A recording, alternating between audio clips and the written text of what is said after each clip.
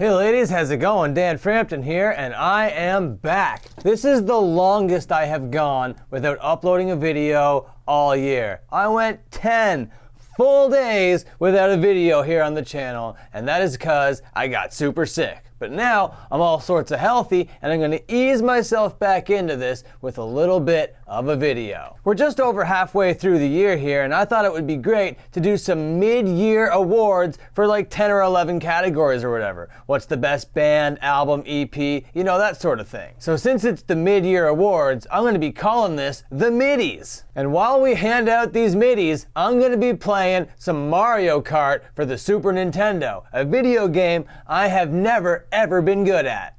Okay, the first category we're gonna do here is gonna be for genre crossover band of the year. And that's any genre in combination with like hardcore. So thrash metal is normally what you find here in this crossover genre, but it's not thrash metal that is winning this year, okay? It's gonna be nu metal in combination with hardcore. When Vane FM do it, it is better than anyone else doing it right now. So, for crossover hardcore band of the year so far, the Midi goes to Vane FM. Congratulations, you put out a pretty good album, and your live shows are pretty dang good. Good enough indeed to get you the illustrious Dan Frampton MIDI Award. Okay, the next category is going to be Melodic Hardcore Band of the Year. And this category might actually change by the end of the year, so pay close attention. So what we're talking about here when we're talking about melodic hardcore is a lot of the people doing like 90s pop-punk flavored music is being branded as melodic hardcore. So bands like Koyo, you know, that sort of sound, but they didn't really put out a full-length record this year, but you know who did? No Pressure. That's Parker Cannon's side project from The Story So Far or whatever, and his efforts there in No Pressure are very good. Really great live show. The LP that they dropped is pretty dang impressive. It's not as good as I thought it was gonna be, but it's still pretty impressive. So No Pressure, melodic hardcore band of the year so far. Now in the hardcore world, there's always gonna be straight edge bands. Now I myself am not personally straight edge, but I fuck with a lot of these bands and a lot of their message. And there has been quite a few good straight edge releases so far this year. The runner-up being Moral Law. I'm really impressed with what they're doing right now, but in the #1 position for straight edge hardcore, as far as I'm concerned, in the year 2022 is a little band called Inclination. Their music videos are great, their live show is great. They just put out this record, but then it was taken off streaming platforms, but you can still find it on the internet. It's called Unaltered Perspective, and I haven't listened to the whole thing yet, but from what I've heard, it's pretty dang rad. So if you haven't checked out Inclination, and you like yourself some straight edge flavored hardcore, yeah, go out and check these guys out. All right.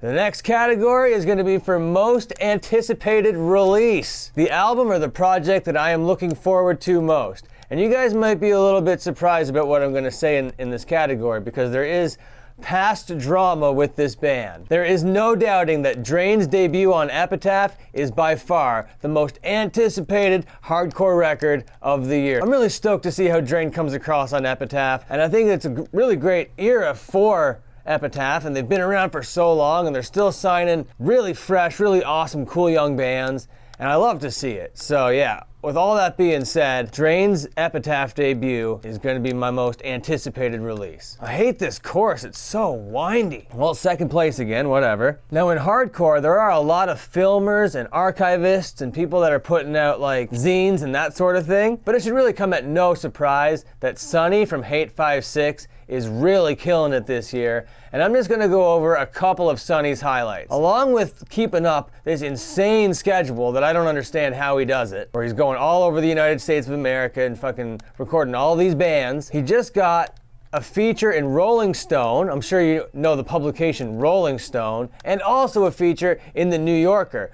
Those two things to happen in the same year, especially just like a couple weeks after one another, is pretty dang impressive for a guy who just fucking films hardcore bands and advocates for the things that he's passionate about. I love to see that. And for all of his years recording music and all of his dedication, he got to record his favorite band ever. When Rage Against the Machine came back to do their reunion stuff, they knew who they wanted to film their first set. They didn't have to look any farther than Hate 5/6. So you got Zach De La Rocha out there wearing his Discord shirt, being filmed by Hate 5/6 in the year 2022. It's crazy, and I don't even know what year it is anymore. Okay, we're going to be talking about Festival of the Year next, and there has been quite a few pretty big festivals because everybody's so stoked to be back. And it was really sick to see LDB and This Is Hardcore come back. But to be honest, they didn't even hold a candle to the first big one that happened, and that was FYA at the beginning of January.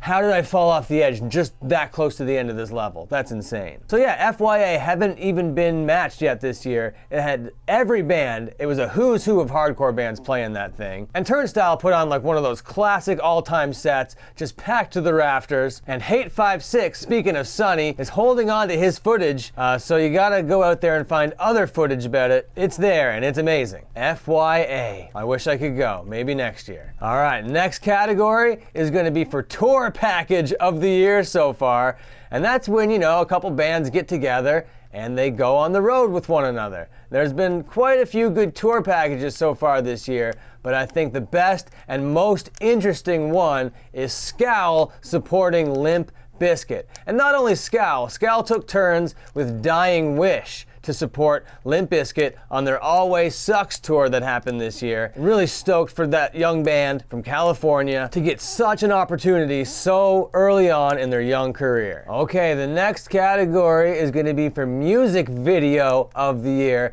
And surprisingly, in hardcore, there's not really a lot of music videos, and then when there are, they're not really the most creative music videos. You know, it's just like, all right, we're a hardcore band. We don't have a lot of money. We're just gonna get together in like a warehouse and crank out a little music video. And there's nothing wrong with that. You get to fucking see who the band is and hear how they sound. And that's all you really need in a music video if you're selling your band and want to get some shows and that kind of thing. But there have been quite a few amazing music videos so far this year. And I'm gonna be giving the MIDI to end it for their video, Hate Keeper. This music video is so colorful, it's so funny, the song is amazing, the message is hilarious. I think if you haven't heard this song or seen this video for Hate Keeper, I think you go out and watch it right now. It almost seems like satire or like a parody, but it's so legitimate, it's so real, it's so authentic. It is such a good music video. Okay, the next category is not for album of the year, not yet. No. Tiny little album, you know, little EP. This is for EP